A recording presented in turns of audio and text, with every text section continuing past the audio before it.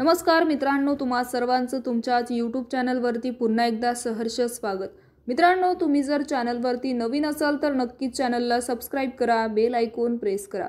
बीडमधील मस्ताजोगचे सरपंच संतोष देशमुख यांच्या हत्या प्रकरणी अन्न व नागरिक पुरवठा मंत्री धनंजय मुंडे यांच्या विरोधात आक्रमक भूमिका घेणारे भाजपाचे आमदार सुरेश धस आणि चित्रा वाघ यांचे बोलविता धनी कोण असा प्रश्न विचारण्यात आलाय। विशेषतः अजित पवार गटात भाजपाच्या या भूमिकेवर संभ्रम निर्माण झाला आहे। संतोष देशमुख यांच्या हत्येवरून भाजपाचे आष्टीचे आमदार सुरेश धस यांनी धनंजय मुंडे यांना लक्ष्य केले। गेल्या काही दिवसात आमदार सुरेश धस हे दररोज मुंडे यांच्यावर गंभीर आरोप करत आहेत। देशमुख यांच्या हत्येचा कट मुंडे यांच्या बंगल्यावर शिजल्याचा आरोपही त्यांनी केला। मुंडे यांच्या राजीनाम्याची मागणी त्यांनी लावून धरली। आमदार सुरेश धस यांच्या विरोधात राष्ट्रवादीच्या अजित पवार गटात तीव्र प्रतिक्रिया उमटली। दुसरीकडे बीडमध्ये जाऊन मुंडे यांना लक्ष्य करणाऱ्या अंजली दमानिया यांनी पाठीशी भाजपाची मंडळी आणि उभी असल्याचं चित्र निर्माण झालं।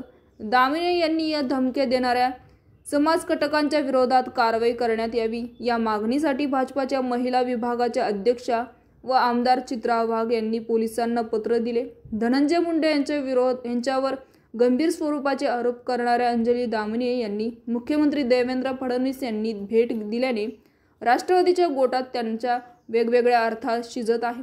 धनंजय मुंडे यांच्यावरती आरोपांवरून भाजप आणि राष्ट्रवादी सध्या जुबली आहे, तर आमदार सुरेश धस हे मुंडे यांच्या विरोधात दररोज आरोप करत असताना भाजपामधून त्यांना रोखलं जात आहे असा सवालही केला जात आहे। मग धस यांच्याशी बोललंय असंही भाजपाचे प्रदेशाध्यक्ष चंद्रशेखर बावनकुळे सांगतात, तरी सुद्धा धस गप्प बसत नाही असं राष्ट्रवादीच्या नेत्यांचा सवाल आहे। धस यांच्या आरोपावरून उपमुख्यमंत्री अजित पवार यांनी मुख्यमंत्री देवेंद्र फडणवीस यांच्याकडे नाराजी व्यक्त केल्याचं समजतंय, तर महायुतीतील घटक पक्षाच्या मंत्र्यांना लक्ष्य करणाऱ्या अंजली दामिने यांच्या मदतीला भाजपाच्या आमदार चित्रा वाघ धावून गेल्या याबद्दलची राष्ट्रवादीत अवस्था वेगळी आहे। संतोष देशमुख हे भाजपाचे कार्यकर्ते असलेले भाजपाच्या राष्ट्रवादीच्या विरोधात भूमिका घेतल्याचे स्पष्ट आहे। तर मित्रांनो, याविषयी आपलं मत काय आहे आम्हाला कमेंट बॉक्समध्ये नक्कीच कळवा आणि चॅनलला नक्कीच सबस्क्राइब करा। तूर्तास धन्यवाद। जय महाराष्ट्र।